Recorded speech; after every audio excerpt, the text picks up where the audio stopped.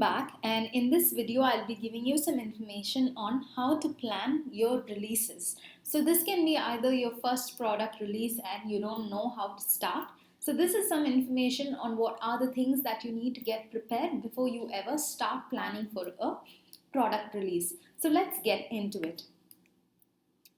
So usually most software projects or products, they work well with the release every 2 to 6 months. So the basic idea is that the more frequent you release, the more value you're providing to the customers, as well as the faster you get feedbacks from customers. So generally trying to prolong that release, for example, more than 6 months, you're kind of at a risk of not satisfying the customers, as well as you're at a risk sometimes when you do not kind of reach the requirements of the clients. So that is something that you need to note when you plan a release of the duration.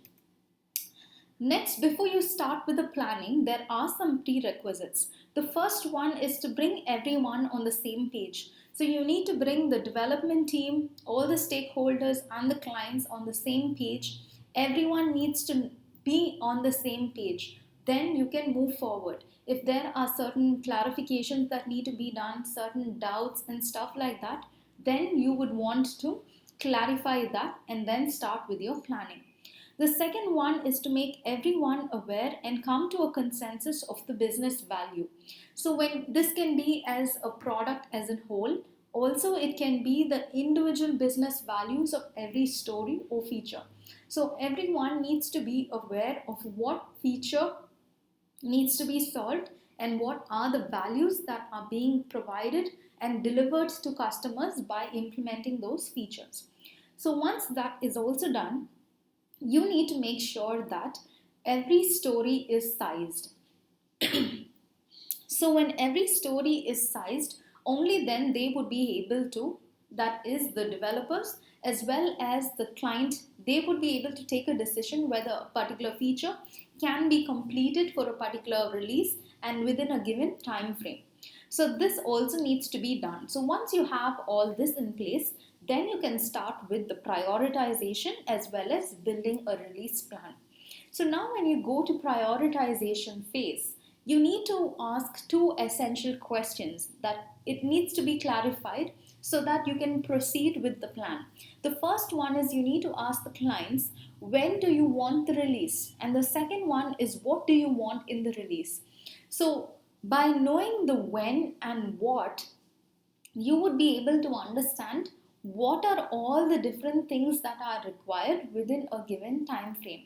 In that way, you would be able to, when I say you, it's you and the development team specifically, would be able to estimate how much can be completed and what can be completed per iteration. Okay, so once you fix this for one iteration, then you would be able to know, based on the velocity, you would be able to know how many iterations it's going to take for you to complete that particular set of stories. So once you calculate and you sum up all the iterations, you would come up with a tentative or an exact date. You would be able to define it. So now sometimes there would be a tentative date when clients are not very keen on having a particular date. So they might say that around the end of May or the starting of June, they might want the release. So there's no fixed date.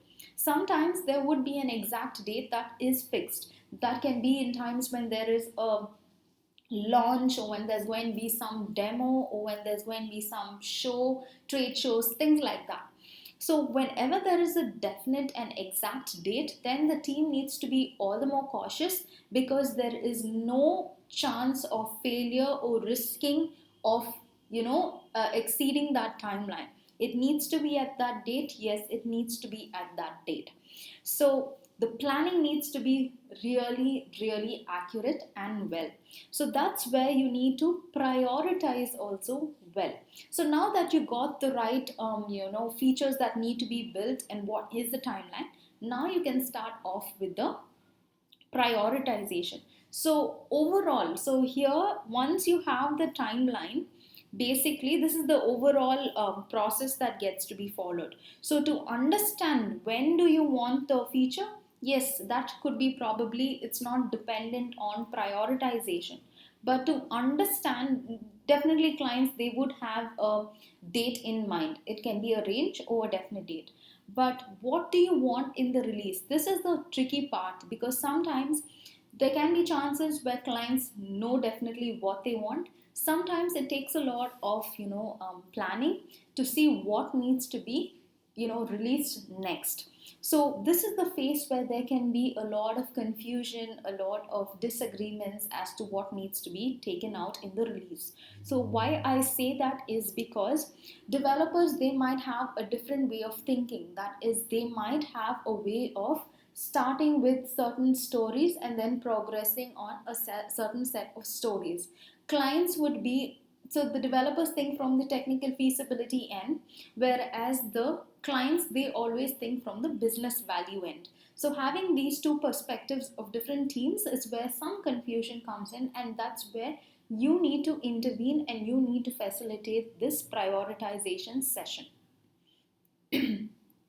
So, as I said, there is a lot of confusion as sometimes what needs to be put out in that particular release, what needs to be implemented for that particular release. So, the best technique that you can use, and we are all aware of that, is the Moscow technique. So, you have the must have, the should have, could have, and would have. So must have, so if this is going to be your first release, then definitely the product needs to have must have features, the basic features for the product, without which you can never release that product. Okay, so you need to be able to prioritize. If that's the first release, then you should be having all the must have features that are prioritized for the release. So if at all it's not, probably you can have the must have and the should have features. So should have features are features for the product that would take some time, but it's required. Okay, so definitely it should have it. The next one is could have features. So this is a little bit, you can sit back, because these are the features that can be implemented if there's going to be time. So if at all the team has some window period and cushion period, then they can pick up these, but else it's fine if there is no time and if the feature is not released. And the last one is would have. So this is also the features that would be implemented in future. So you're outright and you're saying, I don't need this in the near future. It's okay if I have this in the future releases. So by having this template, by having these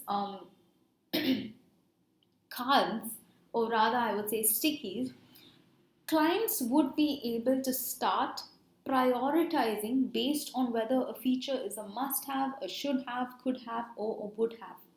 Okay, also apart from this, there are other considerations that clients do take in order to prioritize a feature. So it's the technical feasibility of the features or stories, also its estimates and time of cost and resources, etc., and the business value. So there are different concerns, as I said, from the development team's point of view as well as from the client's team's point of view. So if you see the development team, they have certain concerns like the very technical feasibility of implementing a feature or a set of stories. The second one is the risk of not being able to complete it on time. So now you have a time fixed. Client says, I need it in the next 3 months. So you know that there is a particular fixed time. And sometimes their concern might be the risk of not being able to complete that feature because it takes more than 3 months. Okay, that's another concern, as well as the effort and cost to implement features. So on this is on the development team's side. The client's concerns are, if I'm releasing these features, is it going to give value to a larger audience? Is it going to satisfy, or it's going to, kind of qualify to the market demands? Or if I'm not kind of releasing these features for a larger audience, is it going to give value to a small group of key stakeholders? And last one is cohesiveness of other features. So this is something like complementing features. So for example, a zoom in feature is released, and definitely a complementary to that is a zoom out feature. So there are complementary features which is also a concern to clients, and they might have their other own concerns. But taking into consideration all these concerns is when the clients come up with a priority. And another thing to note, that as the cost increases, let's say for example a feature is going to cost a lot in terms of time, effort, resources, and money. At those times, sometimes clients tend to deprioritize that feature.